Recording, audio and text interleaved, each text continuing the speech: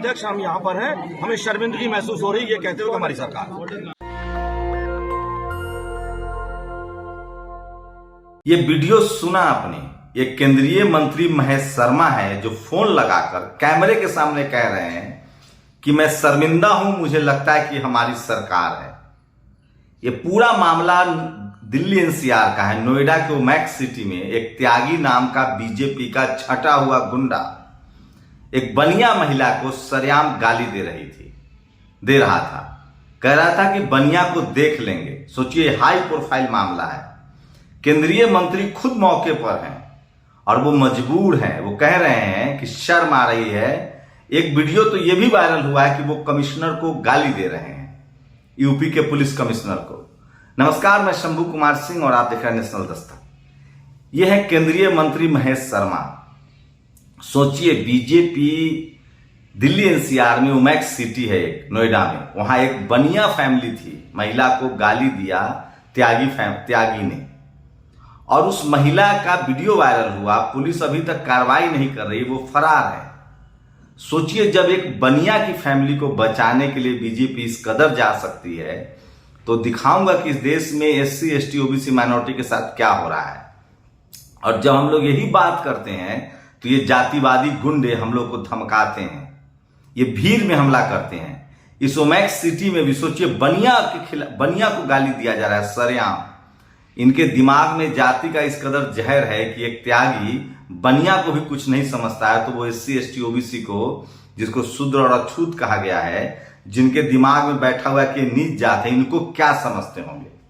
महेश शर्मा का वीडियो फिर से सुनिए। अध्यक्ष हम यहाँ पर हैं, हमें शर्मिंदगी महसूस हो रही है ये कहते हुए हमारी सरकार।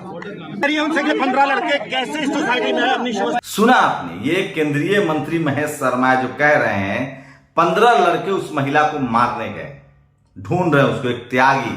सोचिए, जिसको पहले बीजेपी का नेता बताया गया, अब गुंडा बताया जा रहा है। तो इस तरह की आप कल्पना नहीं कर सकते कि इस देश में किस तरह से एससी एसटी ओबीसी माइनॉरिटी को कुछ भी नहीं समझा जाता है। उनको सरेआम जलील किया जाता है, बेइज्जत किया जाता है। और जातीय गुंडई का एक से एक नमूना बताऊंगा। आप कल्पना कीजिए, इस देश में जब सवर्ण समाज के खिलाफ गुंडई हो रही है, बनिया फैमिली को गाली दिया गया, सोचिए एससी एसटी ओबीसी के साथ क्या होगा। इसलिए कह रहा हूं, एक दूसरे का हाथ पकड़िए। और सोचिए, आप अगर एक बड़ी और खबर बताऊंगा, लेकिन उससे पहले ये देखिए, ये वीडियो नहीं दिखा सकता हूं, एक सिर्फ स्क्रीनशॉट देखिए, चेहरा ब्लर करके दिखा रहा हूं। बिहार के सारण जिले में एक शेड्यूल कास्ट युवक की पीट कर हत्या कर दी गई है। जो भी हत्यारा हो, इसको सख्त से सख्त सजा मिलनी चाहिए और इसके लिए समाज को खड़ा होना पड़ेगा। और बिहार में बीजेपी और नीतीश कुमार की सरकार चल रही है। अब कहा जा रहा है कि सरकार गिरने वाली है, लेकिन जो भी हो, तमाम बिहार के एससी एसटी ओबीसी माइनॉरिटी के लोग वहां पहुंचना चाहिए। और एक किसी जाति बिरादरी का ये आतंकी हो, इसको गिरफ्तारी हो, इसको जेल में डाला जाए। मैं फिर कह रहा हूं, अगर ये ओबीसी का होगा तो बिल्कुल नहीं बचेगा, अगर एससी एसटी होगा तो बिल्कुल नहीं बचेगा, अगर ये सवर्ण होगा तो इसको बचाने की कोशिश की जाएगी। मैं इसलिए बार बार एससी एसटी ओबीसी के लोगों से कहना चाहता हूं कि किसी तरह के धार्मिक और जातीय हिंसा में शामिल न हो। ये सोशल मीडिया पर वायरल हो रहा है लगातार सारण में। और ये वीडियो देखिए, उसके बाद मध्य प्रदेश के खरगोन में फिर से एक बार चोरी के शंका में एक शेड्यूल कास्ट के युवक को लाठी डंडों से मारा गया। युवक लगातार कहता रहा कि मैं हिंदू हूं, उसके बाद उसके पैंट खोले गए। आप हिंदू कह के नहीं बजाएं। कल एक मुझे फोन पर गाली दे रहा था कि तुम हिंदुओं को तोड़ रहे हो। मैंने सिर्फ इतना पूछा कि एक बात बताइए, आपके घर में जो शादी होती है माँ बहन की, वो जाति देखकर होती है कि धर्म देखकर? अगर धर्म देखकर होती होगी तो मैं मान लूंगा कि हम सब हिंदू हैं और एक हैं। तो सोचिए, एक बाद एक वीडियो दिखाऊंगा और आप कल्पना नहीं करेंगे कि इस देश में जाति गुंडों की कितनी हिम्मत है और कोई बात करने वाला नहीं है। और ये दूसरी खबर देखिए, ये एक बार फिर से शर्मनाक है। ये लोकतंत्र बचाने के लिए दिल्ली तक जाकर प्रदर्शन करने वाले अशोक गहलोत जी के गृह जिले में दलितों पर हो रहे अत्याचार, अनिल कुमार धेनवाल ने लिखा है। सोचिए, एक वीडियो देख लीजिए। तो ये आना जाना बंद कर दिया है और हमारे बीच में और देख सकते हो एक विकलांग महिला जिनका आना जाना रास्ता बंद कर दिया है। बुरी तरह से हम फंस चुके हैं, हमारा कोई औचित्य नहीं है। रास्ते के बगैर ये लोग हमारे ऊपर राजनीति तो जरूर करते हैं, वोट बैंक की राजनीति करते हैं, वोट लेने के लिए आ जाते हैं, लेकिन हमारी कोई सुनवाई नहीं होती है। समाज से और सरकार से हमारी विनम्र अपील है कि आप जल्द से जल्द कार्रवाई करते हुए ये हमारा आम रास्ता खुलवाए। ये रास्ता हमारा आम रास्ता हमारे घर से, हमारी जमीन से 150 मीटर की दूरी पर है कम से कम, और इसी के आगे की तरफ हमारी बिलों की शमशान भूमि। ये शेड्यूल कास्ट फैमिली है राजस्थान की, बैरिकेड कर दिया गया है, इनको कहीं बाहर नहीं निकलने दिया जा रहा है। इस देश के लोगों को खड़ा होना पड़ेगा इनको। वीडियो देख लीजिए।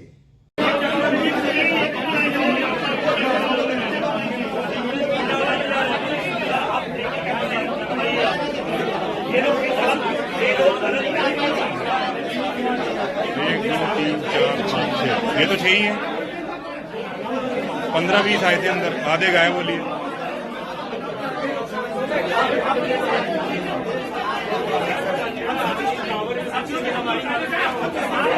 तो सुना आपने, इस देश में ये है जाति का अहंकार, जातिवाद का कहर, और इसके खिलाफ बात करनी पड़ेगी। सोचिए, जब दिल्ली एनसीआर में बीजेपी समर्थित गुंडे एक महिला के साथ, वो भी सवर्ण महिला, बनिया महिला के साथ इस तरह का अत्याचार करते हैं, और जब वीडियो वायरल हो जाता है और जब कार्रवाई होती है, कार्रवाई के नाम पर अभी तक गिरफ्तारी नहीं हुई है, जैसे नुपुर शर्मा, कोमल शर्मा नहीं गिरफ्तार हुई, बग्गा को बचाया जाता है, तो बीजेपी अपने गुंडों को बचाती है। और ये मत कहिए कि एक मामला है, सत्ताधारी दलों में सवर्ण समाज का माइंडसेट है। एक तो सवर्ण त्यागी, ब्राह्मण सबसे नीचे समझता है सबको, और दूसरा सिस्टम उनके साथ है। मैं बार बार कह रहा हूं SC ST OBC को, महिला टीचर को गाली दे रहा था कि यादव जेल चला गया, जाना भी चाहिए, लेकिन मैं रिक्वेस्ट कर रहा हूं SC ST OBC माइनॉरिटी के लोगों से कि आप नैसर्गिक रूप से विक्टिम लोग हैं, आप किसी भी कीमत पर किसी भी तरह के अत्याचार में शामिल मत होइए। आपके बच्चों को स्कूल कॉलेज, अगर आपको जाति का अहंकार है OBC के लोगों, तो आप अपने बच्चों को जाकर पता करो कॉलेज यूनिवर्सिटी में उनके साथ क्या हो रहा है। अगर किसान जातियों को जाति का अहंकार है, जाट, गुर्जर, पटेल, मराठा, तो पता करो कि तुम्हारे बच्चे के साथ क्या। अब तो बनिया और ठाकुर भी इसके चपेटे में है। ठाकुर समाज को ब्राह्मण समाज भरोसा नहीं करता है, बीपी सिंह की वजह से, अर्जुन सिंह की वजह से। उनको लगता है कि ठाकुरों में महाराणा प्रताप का खून है, जो झुकते नहीं है। नैसर्गिक उनमें न्याय करने की क्षमता है। ये मनुवादी, ब्राह्मणवादी, जातिवादियों से सावधान रहने की जरूरत है। और सोचिए, आजादी के 75 साल, क्या गुंडे भी कोई अभय उत्सव मना रहे? दिल्ली में इतना दुस्साहस।